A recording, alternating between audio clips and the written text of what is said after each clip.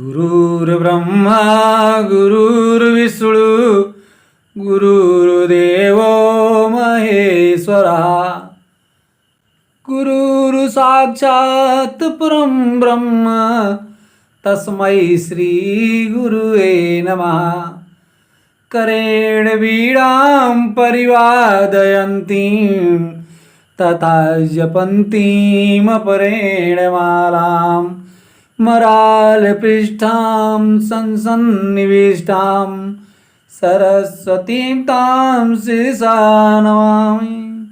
बोलिए प्रेम से भागवत भगवान की जय।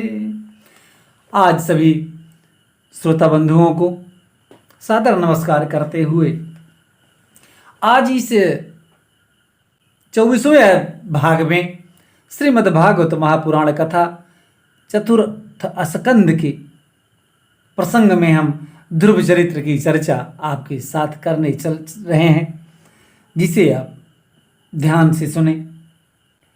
ध्रुव का मतलब ही होता है अटल।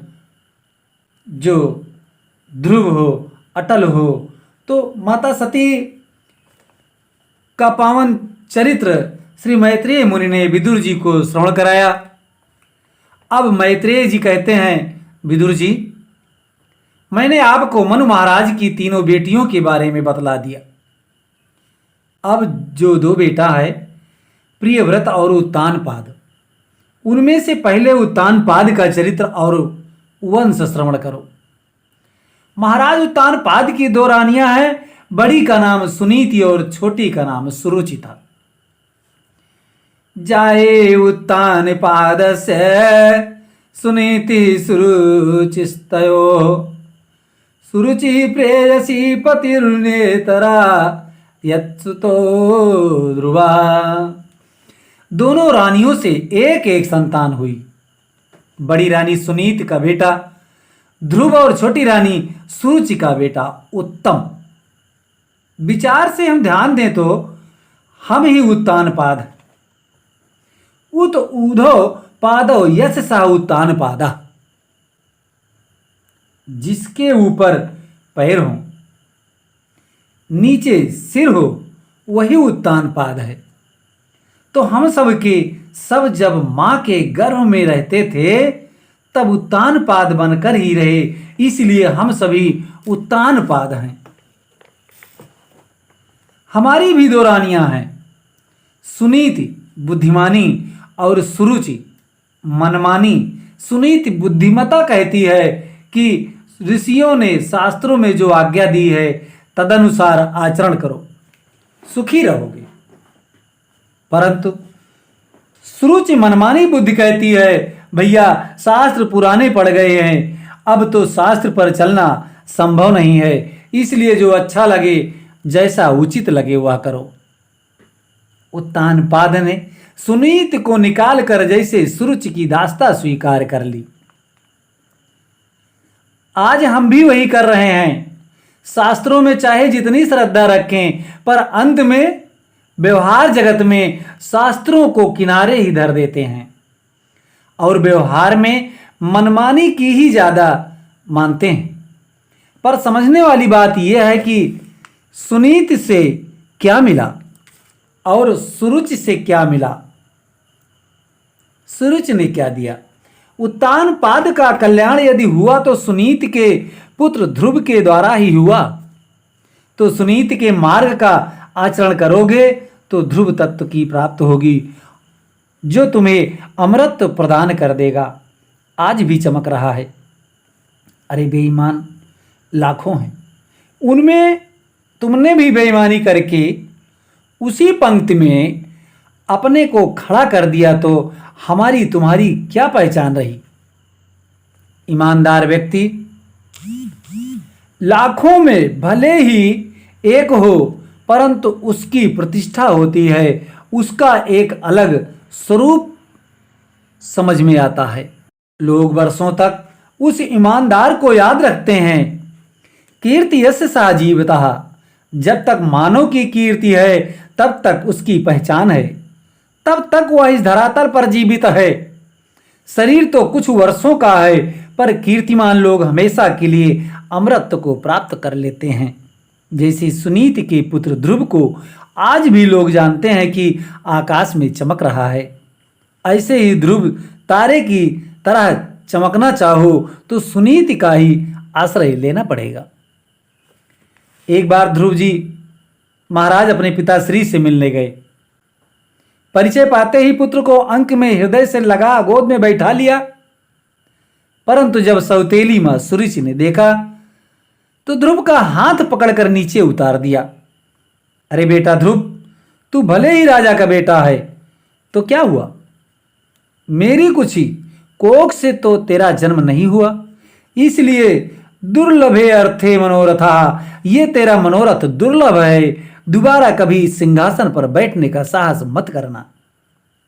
ध्रुव जी बोले, माता जी केवल मैं इसलिए नहीं बैठ सकता कि मैं तुम्हारा बेटा नहीं हूं, तो अब ये बताइए इस सिंहासन पर बैठने के लिए क्या करूं।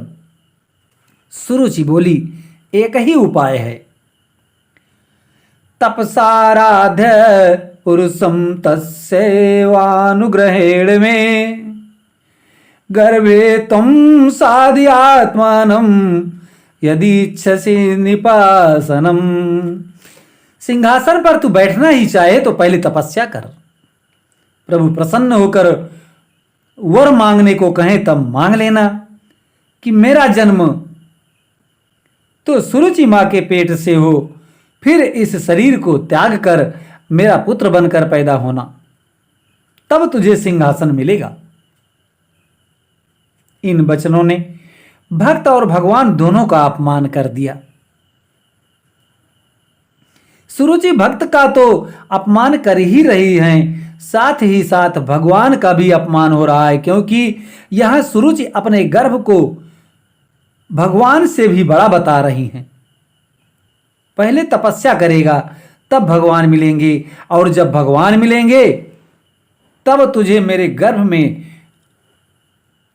आने को मिलेगा। इसका मतलब कि सुरुचि का गर्भ भगवान से भी ऊपर है। ध्रुव जी महाराज तो इस अपमान का घूंट पीकर रोते रोते घर को चल दिए। जैसे सर्प को किसी ने डंडा मार दिया हो तो घायल सर्प जैसे फुफकारता है, ऐसे फुफकारते हुए लंबी सांस लेते हुए ध्रुव घर को लौटे।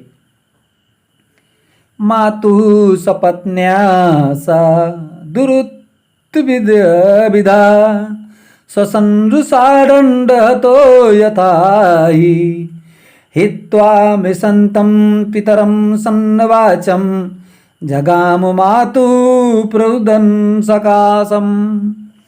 रोते हुए अपने बेटे को जब सुनीति मां ने देखा तो दौड़कर अंक में ले लिया, हृदय से लगा लिया। सुनीत ने पूछा, बेटा क्या बात हो गई, किसने तुम्हारा अपमान कर दिया।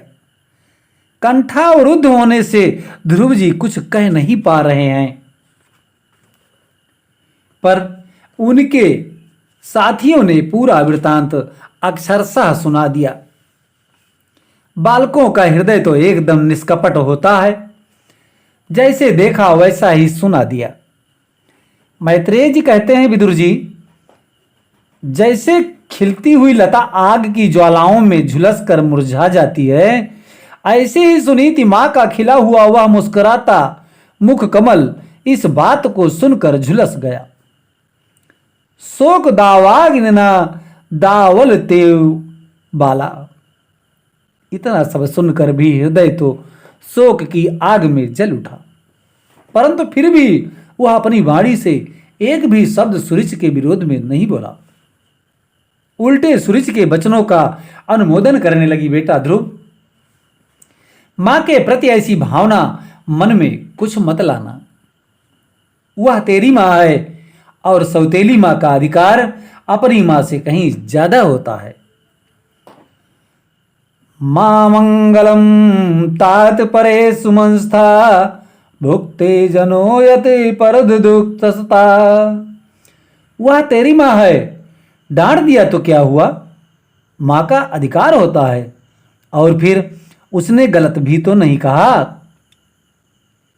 कुछ कहा हो तो कहो, ध्रुव जी चौंके। क्या गलत नहीं कहा? उन्होंने मुझे अभागिन का बेटा कहा, तुम्हें गाली दी है, और मेरी मां को कोई गाली दे तो मैं कैसे सुन लूं? सुनीति मां समझाने लगी, देख बेटा, सत्यम सुरुच्याभिहितं भवान में यदुर्भागाया उदरे गृहीता। उसने कहा कि तू अभागिन का पुत्र है, दुर्भाग्नि की संतान है, तो क्या गलत कहा? मैं अपने को कब भाग्यशालिनी मानती हूं? यदि मुझ अभागिन को उसने अभागिन कह दिया तो क्या गलत कहा? देखो बेटा, एक बात जीवन में याद रखना, उसने तो तुझे वह बात बताई है जो आज तक मैं भी न बता पाई। उसने क्या कहा था? तपसाराध्य पुरुषम। तू हमेशा पिताजी के बारे में मुझसे पूछता था। मैं तो पिता का भी परिचय ठीक से तुझे नहीं करा सकी, पर उसने तो परम पिता के बारे में तुझे बता दिया। वह परम पिता को एक बार तूने पा लिया तो वह ऐसी पदवी प्रदान करता है जिससे कभी उतरना ही नहीं पड़ता। उस परम पिता का परिचय तेरी सौतेली मां ने कराया है बेटा, चूकना मत। ध्रुव जी अवाक रह गए। मां, आप उनकी हर बात का अनुमोदन कर रही हैं। यदि उन्होंने उन परम पिता का परिचय दिया तो वह परम पिता कौन है? कैसे उनसे भेंट होगी? सुनीति मां ने समझाया, देख बेटा, उन परम पिता की कृपा से ही तो तुम्हारे पिता उस पदवी तक पहुंचे हैं। तू भी उनकी आराधना कर। वह किसी एक जगह नहीं रहते, बल्कि कण कण में सर्वत्र समान रूप से व्याप्त हैं। हरि व्यापक सर्वत्र समान, हरि व्यापक सर्वत्र समान, प्रियमते प्रकाट हुआई मय जाना। वे वेष्टि व्याप्त नोति सकलम जगत विष्णु। ध्रुव जी ने पूछा, अच्छा मां, सब जगह हैं तो फिर दिखाई क्यों नहीं पड़ते? माता बोली, देख बेटा, हर वस्तु दिखाई नहीं पड़ती। पुष्प के कण कण में सुगंध है तो दिखाई कहां पड़ती है? दूध के कण कण में घृत है, कहां दिखाई पड़ता है? पर उसी दूध को पहले जमाओ, दधी बन जाए तो मथो, मंथन करते ही घृत प्रकट हो जाएगा।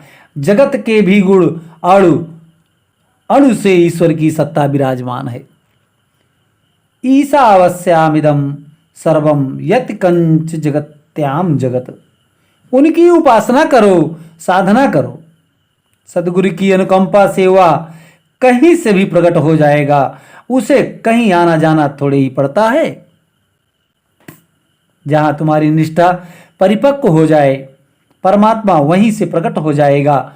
ध्रुव जी महाराज के हृदय में एक एक बात बैठ गई और चल पड़े। संस्कार जब जागृत होते हैं तो बहाना कई बन जाते हैं।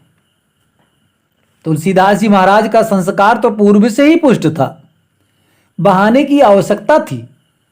सो उनकी पत्नी के वाक्य ही बहाने बन गए। पत्नी के वचन ने संस्कार को जागृत कर दिया। अरे दीपक बाती सब तैयार रखी है, अब तो चिंगारी की आवश्यकता थी। जहां चिंगारी जली, दीप जल उठा। कुछ लोग कहते हैं, अरे गोस्वामी जी को इतना महान संत यदि बनाया तो उनकी पत्नी ने, उनकी डांट से वह संत बन गए। पत्नी के डांटने से ही कोई संत बन जाता तो आज घर घर में संत बैठे नजर आवे। अरे वचन तो एक निमित्त बन गया, संस्कार उनके जागृत हो गए। दीपक तैयार था इसलिए जल उठा। जब घी न हो, बाती भी न हो तो चिंगारी क्या करे? ध्रुव जी की चिंगारी जागृत हो गई। घनघोर वन में जाकर चारों तरफ देख रहे हैं कि परमात्मा को कहां ढूंढें। और जब कोई सच्ची लगन के साथ निकलता है तो परमात्मा उसका पथ प्रशस्त करने के लिए स्वतः संतों का दर्शन उसे करवा देते हैं। संतों का ढूंढने से दर्शन प्राप्त नहीं होता। हरि की कृपा जब होती है तो संत सहजता से प्राप्त हो जाते हैं। हरि कृपा न हो तो प्रयत्न करने पर भी संत नहीं मिलते। बिनु हरि कृपा मिले नहीं संता। ध्रुव जी महाराज तो परमात्मा को चारों ओर ढूंढ रहे थे कि अचानक देवर्षि नारद मिल गए। अरे बेटा, इस जंगल में तू कहां जा रहा है? ध्रुव जी ने नारद जी को प्रणाम करके अपनी व्यथा कथा सुना दी। सारी घटना सुनकर नारद जी मन ही मन मुस्कुराए। अहो तेजा क्षत्रियाणाम मान भंग भविष्यताम। अद्भुत तेज है इन क्षत्रियों का। 5 साल का ये क्षत्रिय कुमार अपनी सौतेली मां के वचनों से व्यथित होकर आज परमात्मा को पाने के लिए निकल पड़ा। थोड़ा इसका परीक्षण करके देखूं कि इसका वैराग्य किस स्तर का है, क्योंकि संसार में प्रायः मरकट वैरागी ही ज्यादा होते हैं। अहो तेजा, घर में भई खटपट की, चल बाबा के मठ पर। घर में लड़ाई झगड़े होने पर प्रायः लोगों को वैराग्य का भूत चढ़ता है। अरे कुछ नहीं धरा, पूरी दुनिया स्वार्थी है, आज से कोई मतलब नहीं, हम तो चले हरिद्वार में भजन करेंगे। तिल मिलाकर घर से निकल पड़े और रेलवे स्टेशन तक भी नहीं पहुंच पाए कि अपने पोते पप्पू की याद आ गई। वह मेरा पोता कितना छोटा मेरे साथ सोता, मेरे साथ खाता, मैं उसे छोड़कर चला जाऊंगा तो बेचारा बीमार पड़ जाएगा, रो रो कर घर भर देगा। अरे 10 बर्तन हैं, खटकते ही रहते हैं, फिर कभी देखेंगे जरा समझदार हुआ हो जाए। ये बंदर जैसा वैराग्य है, जो कभी इस डाली पर तो कभी उस डाली पर। तो नारद जी को लगा कि ये 5 साल का बच्चा ही तो है, इसका वैराग्य किस स्तर का है देख लूं। समझाने लगे, देख बेटा, तुम्हारी उम्र बहुत छोटी है।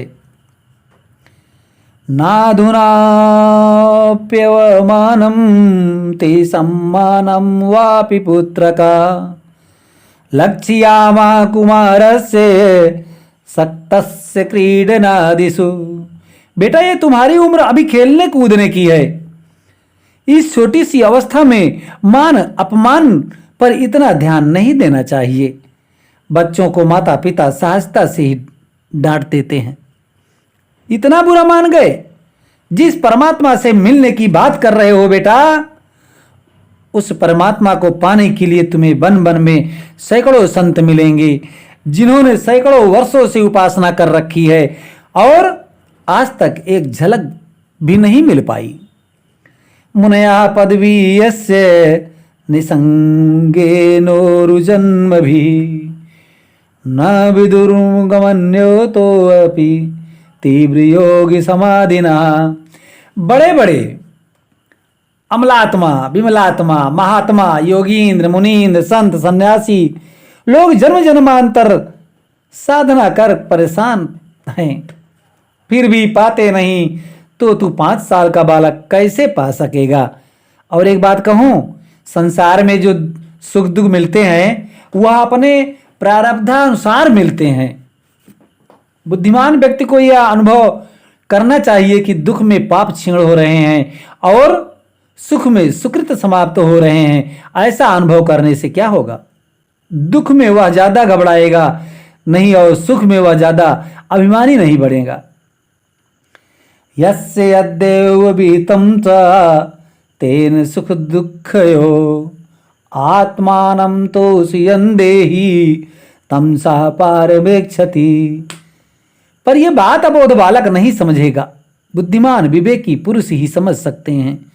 इस प्रकार अज्ञानी जीव तो दुख में एकदम दुखी होकर डूब ही जाते हैं, पर विवेकी सत्पुरुष जो विवेकशील है वह उस दुख को पाप का नाश देखकर उसके परिणाम से सुखी होते हैं। बड़ा दिव्य उपदेश नारद जी ने दिया और कहा, देख बेटा, एक बात और सुन ले, बड़ों को देखकर सुखी होना सीखो, छोटों पर अनुग्रह करना सीखो और बराबर के लोगों से मैत्री करो तो जीवन में कभी दुख नहीं होंगे।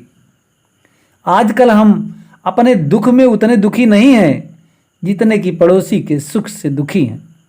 हमें 4 साल हो गए उसी गाड़ी को लिए घूम रहे हैं और हमारे पड़ोसी साथी ने 4 गाड़ी खरीद ली, इस बात का ज्यादा दुख होता है।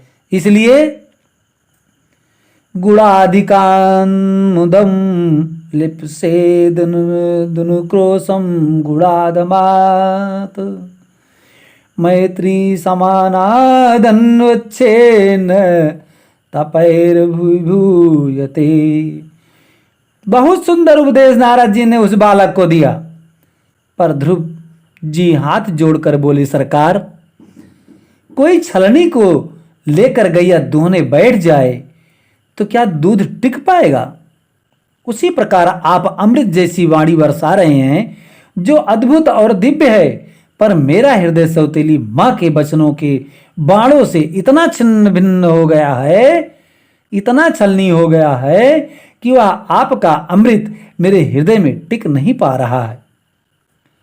श्रुत्या दुर्वचो वाणनम भिन्न श्रयते हृदय। मेरा हृदय इस समय बहुत से छिद्रों से भर गया है, इसलिए आपका वचन टिकेगा नहीं। मैंने एक ही लक्ष्य बनाया है, उस परम पिता को पाना। आप तो उपाय बताइए। नारद जी समझ गए कि पक्का चेला है, ये लौटने वालों में नहीं है, परीक्षा में उत्तीर्ण हो गया। नारद जी बोले, बेटा, अब मुझे विश्वास हो गया तुझे प्रभु अवश्य दर्शन देंगे। 12 मंत्र ओम नमो भगवते वासुदेवाय, ओम नमो भगवते वासुदेवाय कान में फूंक दिया। मननात् त्रायेति मंत्रा, जिसका मनन किया जाए उसे मंत्र कहते हैं। मंत्रों का संकीर्तन नहीं होता, केवल एक ही मंत्र ऐसा है जिसका संकीर्तन भी होता है और जप भी होता है। हरे राम हरे कृष्णा हरे राम हरे राम हरे राम हरे हरे, हरे कृष्णा हरे कृष्णा हरे कृष्णा हरे हरे, हरे राम हरे राम हरे राम हरे राम। 12 अक्षर मंत्र नारद जी ने ध्रुव जी महाराज को प्रदान किया। ध्यान की पूरी पद्धति विधिवत बतलाई और कहा कि बेटा, अब यहां से सीधे मथुरा चले जाओ। तत्तात गच्छ भद्रं ते यमुनायास्तटं शुचि, पुण्यं मधुवनं यत्र सानिध्यं नित्यदारे। परम पावन मोक्षदायिनी मथुरापुरी में जाकर यमुना में स्नान करके भजन करो। गुरु आज्ञा स्वीकार करके ध्रुव जी महाराज चल पड़े और यमुना स्नान करके मधुवन में बैठ गए। नियम लिया, त्रिरात्रांते त्रिरात्रांते कपित्तवदरासनः। 3 दिन में 1 दिन फलाहार करना और 3 दिन तक बिल्कुल निराहार रहना। 1 माह तक ये नियम चला। तपस्या का दूसरा महीना लगा तो नियम और कठोर कर दिया। द्वितीयं च तथा मासम खष्टे खष्टे को दिने। 6 दिन में 1 बार तृणपर्णादि भी, या तो वृक्षों के पत्ते खाते हैं या दूर्वा घास 6 दिन में 1 बार खाकर तप करते हैं। अगले 6 दिन तक वह भी नहीं पाते। तीसरा माह लगा तो नियम और कठोर कर दिया। 9 में हनी, अब 9 दिन में 1 बार अब बच्च केवल यमुना जी का जल मात्र पीते हैं। घास पत्ते भी छोड़ गए। 9 दिन में 1 बार यमुना जी का जल पीते हैं। चौथा महीना लगा तो नियम और कठोर कर दिया। चतुर्मपि वै मासम द्वादशे हनी। अब 12 दिन में 1 दिन केवल वायु का आहार करते हैं। एक यौगिक क्रिया है जिससे वायु पीकर भी योगी लोग रह लेते हैं। तो 12 दिन में 1 बार वायु आहार करते हैं, पानी को भी छोड़ गए। देखिए जरा तपश्चर्या कैसी की जाती है। कुछ लोग कभी कभी कथा सत्संग सुनकर एकदम भावुक हो गए और निर्णय लिया कि अब की बार हम नवदुर्गा बिल्कुल 9 दिन तक निराहार रखेंगे। आज तक एकादशी कभी ठीक से नहीं की और एकदम 9 दिन का व्रत लेने का संकल्प लिया। व्रत चला जैसे तैसे 6 दिन तक खिंच गया। 7वें दिन अस्पताल में भर्ती हो गई, बोतल चढ़ानी पड़ी, सारी तपस्या धरी रह गई। तो ऐसा दुराग्रह नहीं करना चाहिए। शरीर को कसौटी पर कसते हुए चलो। श्री ध्रुव जी महाराज वही कर रहे हैं। पहले 3 दिन में एक बार, फिर 6 दिन में, फिर 9 दिन में, फिर 12 दिन में धीरे धीरे तपस्या के द्वारा शरीर को कस रहे हैं। 5वां महीना लगा तब तो श्री ध्रुव जी महाराज ने ऐसा प्राणायाम चढ़ाया कि ध्यायन् भगवतो रूपम नाद्राक्षीति कांचना परम। पैर के अंगूठे पर खड़े होकर प्राणायाम ऐसा चढ़ाया कि समस्त प्राणियों की प्राणवायु को अवरुद्ध कर दिया। त्रैलोक में हाहाकार मच गया देवता श्री हरि की शरण में। नैवं विदामो भगवन् गणारोधम चराचरस्याखिला सत्त्वधामना विदेहि तन्नो वृजनादिमोक्षम प्राप्ता वयम त्वां शरणं शरण्यम्। हे प्रभु, हम आपकी शरण में हैं, रक्षा करो। भगवान बोले, किससे रक्षा करें? देवगण बोले, ये ही तो नहीं जानते, हम आपको नहीं बता सकते कि किसने हमारा प्राण श्वास रोक लिया, ये तो आप ही जानो। भगवान बोले, मां भयेष्ट, डरो मत। औतान पादिर्मरी संगतात्मा। उत्तान पाद के पुत्र ध्रुव की आत्मा मुझ में इतनी समर्पित हो गई है कि आज उसकी प्राणवायु के अवरुद्ध होने से उसकी प्राणवायु व्यष्टि से समष्टि में परिणित हो गई। घबराओ मत। और यूं कहकर भगवान गरुड़ पर आरूढ़ होकर दौड़ पड़े। मैत्रेय मुनि कहते हैं, विदुर जी, मधुरवनम भृत्यदिच्छया गता। आज ध्रुव को दर्शन देने के लिए प्रभु नहीं दौड़ रहे तो वरन अपने भक्त ध्रुव का दर्शन करने के लिए भगवान मधुवन की ओर दौड़ पड़े। दृष्टम इच्छादिच्छातया। आज ध्रुव के दर्शन की उत्कंठा प्रभु के मन में जागी। दौड़े दौड़े गरुड़ पर आरूढ़ होकर शंख चक्र गदा पद्म लिए भगवान नारायण प्रकट हो गए। ध्रुव जी आंखें बंद किए खड़े हैं। प्रभु समझ गए कि यह आंख खोलने वाला नहीं, क्योंकि भीतर मेरी छटा इसे दिख रही है। सो भीतर का दृश्य प्रभु ने अंतर ध्यान कर दिया। तब ध्रुव जी ने हड़बड़ा कर नेत्र खोले तो भीतर वाले ही आंखों के सामने खड़े नजर आई। भगवान की अद्भुत छटा देखते ही ध्रुव जी ने प्रणाम किया और हाथ जोड़कर खड़े हो गए। अब मन ही मन सोचने लगे, हे भगवान, गुरु जी से, माता जी से सैकड़ों बातें पूछी, पर ये नहीं पूछ पाया कि जब प्रभु प्रकट हो तब क्या करना चाहिए। पूजा करूं तो कैसे करूं, सामान कुछ है नहीं। स्तुत करूं तो कैसे करूं, आता जाता कुछ है नहीं। प्रभु समझ गए और तुरंत ध्रुव जी के निकट आकर अपना दिव्य शंख ध्रुव जी के कपोल से स्पर्श करा दिया। स्पर्श बालम कृपया कपोले। जो प्रभु ने ध्रुव जी के गाल से अपना शंख स्पर्श कराया कि स्पर्श होते ही ध्रुव जी को सारा वेद वेदांत कंठस्थ हो गया। भगवत कृपा गूंगे को भी वाचाल बना दे। मूकं करोति वाचालम पंगुलंघयते गिरिम यत कृपा तहं वंदे परमानंद माधवम। पूज्यपाद स्वामी श्री विष्णु आश्रम जी महाराज कहा करते थे, क्या भक्त को वाचाल बनाएंगे भगवान? वाचाल किसे कहते हैं? जो ऊंट पटांग बक बक करते हैं उन्हें वाचाल कहते हैं। पर भगवान भक्त को वाचाल थोड़े ही बनाएंगे। तो वाचालम का अर्थ क्या है? वाचा अलंक करोति इति वाचालम। भगवान जिस पर अनुग्रह करते हैं उसकी वाणी को अलंकृत कर देते हैं। वह जो बोलेगा वह शास्त्र वेद सम्मति ही बोलेगा।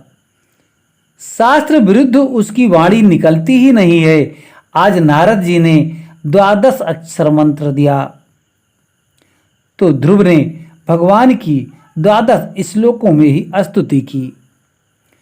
योऽन्ता प्रवेश्य मम वाचमिमं प्रसुप्तां संजीवत्याखिल शक्तिधरा स्वधाम्ना अन्यांश हस्तचरणश्रवणत्वागादीन् प्राणान्मो भगवते पुरुषाय तुभ्यम्।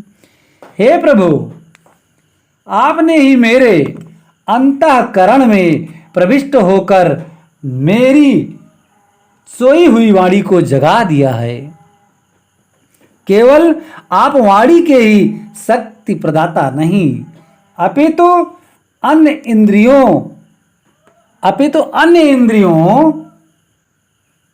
में जो भी शक्तियां हैं उन समस्त शक्तियों के प्रदाता प्रभु आप ही हो। आपको मेरा सत सत प्रणाम है। जो आपके श्री चरणों को पाकर आपके प्रेम को न मांगकर संसार की अनित्य वस्तुओं की याचना करते हैं, मेरी दृष्टि में उनकी मति मारी गई है। आपकी माया ने उनकी बुद्धि को हर लिया, जो कि कामधेनु गाय के सामने खड़े होकर बकरी की पूजा कर रहे हैं, कल्प वृक्ष के पास रहकर धतूरे की पूजा कर रहे हैं। मैं जान गया कि आप वही नारायण हो।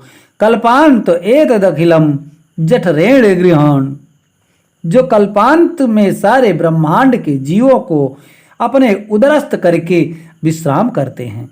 इसलिए हे प्रभु, आपके श्री चरणों में सत सत प्रणाम है। भगवान बोले, बेटा कुछ वर मांगो। ध्रुव जी कहते हैं, प्रभु आपको देखने के बाद अब कोई भी मांगने की इच्छा शेष नहीं रही। भगवान बोले, फिर भी तुम सिंहासन पर बैठने की इच्छा लेकर आए थे, इसलिए जाओ पहले सिंहासन पर चलकर बैठो, 36,000 वर्ष राज्य करो, उसके बाद तुम दिव्य ध्रुवलोक को प्राप्त करोगे। यह कहकर भगवान अंतर्ध्यान हो गए और ध्रुव जी को लगा जैसे हम ठग लिए गए। मेरी तो बुद्धि देवताओं ने ठग ली। मति विदूषिता देवई पतम दे रहस्यी। देवताओं ने मेरी बुद्धि हर ली, जो इस अनित्य वस्तु राज्य को मैं पाकर संतुष्ट होकर आ गया। जब घर आए तो राजा उत्तानपाद स्वागत में दौड़ पड़े। पूरी प्रजा आज ध्रुव जी के स्वागत में दौड़ रही है। और तो और सौतेली माँ भी आज अपने बेटा से मिलने के लिए दौड़ रही है। जा पर कृपा राम की होई, ता पर कृपा करे सब कोई। यस्य प्रसन्नो भगवान गुणे मैत्रा विधिर्भिरी, तस्मै नमन्ति भूतानि निम्न मापयु स्वयं। मैत्रेय मुनि कहते हैं, विदुर जी, जिस पर गोविंद की कृपा दृष्टि पड़ जाती है, सारा जगत उस पर कृपा बस बरसाने लगता है। जिसे सौतेली मां फूटी आंख नहीं देखना चाहती थी, आज वह भी स्वागत में ध्रुव जी के हाथ जोड़कर खड़ी है। ध्रुव जी ने दौड़कर पहले पिताजी को प्रणाम किया, फिर सौतेली मां को प्रणाम किया। ध्रुव जी के पिता महाराज उत्तानपाद ने अपने बेटे को हृदय से लगा लिया। सारा वैभव साम्राज्य श्री ध्रुव जी को सौंपा और भजन करने को चले गए। ध्रुव जी महाराज ने भ्रमी और इला नाम की 2 कन्याओं से विवाह हुए और कालांतर में उत्कल और वत्सर नामक 2 बेटा हुए। एक दिन ध्रुव जी के छोटे भाई उत्तम का झगड़ा एक दिन यक्षों से होर गया और यक्षों के हाथों मारा गया। सुरुचि मां अपने बेटे को ढूंढने निकली तो जंगल की दावाग्नि में देह भस्म कर बैठी। ध्रुव जी को पता चला तो यक्षों पर आक्रमण करके सैकड़ों यक्षों का संहार कर डाला। मनु महाराज ने प्रकट होकर रोका। अलम वत्सातिरोषेण, क्या कर रहे हो बेटा? तुम्हारे एक भाई को यक्ष ने मारा और तुमने बदले में सैकड़ों यक्ष मार डाले। नायम मार्गो हि साधूनाम ऋषिकेशानुवर्तिनाम। मनु जी ने कहा, बेटा भगवत भक्तों का यह मार्ग नहीं है जहां तुम चल पड़े। तब ध्रुव जी सावधान हुए। यक्षराज कुबेर से माफी मांगी और लौटकर सत्ता का भार बच्चों को सौंपकर संतों के साथ बैठकर भजन करने लगे। 36,000 वर्ष पूरे होने पर अलौकिक विमान प्रकट हुआ। पार्षदों ने कहा, भैया ध्रुव चलो, समय पूरा हो गया। ध्रुव जी महाराज अपने नित्य कर्म से निवृत्त हो आए। जैसे ही विमान की ओर बढ़े कि मृत्युदेव प्रकट हो गए।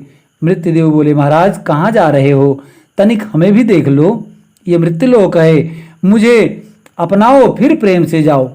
ध्रुव जी ने मृत्यु को बुलाकर विमान के निकट बैठा लिया और मृत्योर्मूर्घिनं पदम दत्त्वा आरूहो आरूरोहादतं गृहम। मृत्यु के सिर पर बैठकर ध्रुव जी महाराज विमान में जा बैठे। भक्ति में वह शक्ति है कि मृत्यु को भी सिर झुकाकर प्रार्थना करनी पड़ती है। विमान उड़ गया। तुरंत पार्षदों ने टोका, ध्रुव तुम्हारा मुख थोड़ा सा लटका दिख रहा है, क्या बात है? उदास क्यों हो? ध्रुव जी बोले, क्या करें, जल्दी जल्दी में अपनी माता जी को छोड़ आए। जिस माँ के संस्कारों ने आज मुझे यहाँ तक पहुँचा दिया, मैं उस माँ को अकेला ही धरातल पर छोड़े जा रहा हूँ।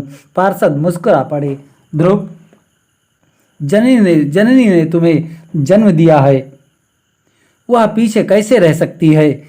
आगे देखो कौन जा रहा है।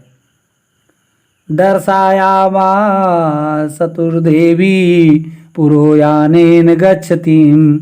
आगे आगे जो विमान जा रहा है वह आपकी माता जी को ही लेकर जा रहा है। गदगद हो गए ध्रुव जी महाराज अपनी माँ सुनीति के साथ भगवान के परम पद को प्राप्त हो गए। ध्रुव सगलानि जपो हरिनाऊ पायऊ अचल अनुपम ठाऊ। इसलिए कहते हैं कि भगवान का नाम कैसे भी जपो फलदायक है। ध्रुव जी महाराज तो सौतेली मां के वचनों से व्यथित होकर गए थे, पर हरिनाम का आश्रय लेकर आज कहां से कहां पहुंच गए। तो भगवान का नाम कैसे भी जपो, नाम तो अपना चमत्कार दिखाए बिना रह नहीं सकता। 5 वर्ष की अवस्था में देवर्षि नारद जैसे समर्थ सदगुरु का आश्रय लेकर ध्रुव जी महाराज ने परम गति को प्राप्त कर लिया। इस प्रकार से ध्रुव चरित्र की कथा आज हम आपके बीच में सुन रहे हैं और अब अपने इस 24वें भाग को यहीं पर विश्राम देना चाहेंगे। अगले 25वें भाग में पृथु चरित्र पर हम चर्चा करेंगे, जिसे आप लोग ध्यान से सुनेंगे और प्रतीक्षा में रहेंगे कि अगला भाग हमारा आवे। तब तक के लिए हम सभी श्रोता बंधुओं को सादर प्रणाम करते हैं और मेरे लिए कोई भी सुझाव हो तो उसे कमेंट बॉक्स में आप जरूर लिखेंगे। तब तक के लिए सादर प्रणाम, नमस्कार। एक बार प्रेम से बोलिए भागवत भगवान की जय।